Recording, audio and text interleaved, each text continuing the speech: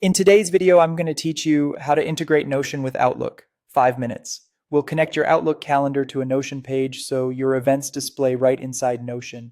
You'll need access to Outlook on the web with a calendar you can publish and a Notion workspace where you can add and embed. Start by opening your Microsoft account in a browser and launching the Outlook app. In the app launcher, choose Calendar to switch to the Outlook web calendar. Once you're there, open the View and Settings area, then go to Calendar Settings. In the left sidebar, find Shared Calendars. This is where Outlook lets you publish a calendar so it can be viewed outside of Outlook. Under Publish a Calendar, pick the calendar you want to share from the Select a Calendar dropdown. If you manage multiple calendars, double check you've chosen the one you actually want to display in Notion.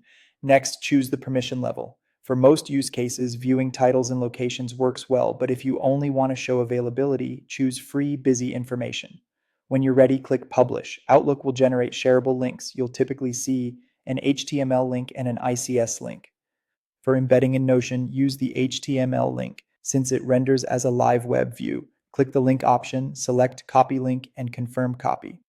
Quick privacy note, a published link is accessible to anyone who has it. If you ever need to revoke access, return to this screen and stop publishing. Now switch to Notion and open the page where you want the calendar to appear. Click the plus icon to add a new block, then choose Embed. Paste the HTML calendar link you copied from Outlook and select Embed Link. Notion will load the calendar as an interactive block. If the preview looks small, you can drag the block edges to resize it or switch the page to full width for more space.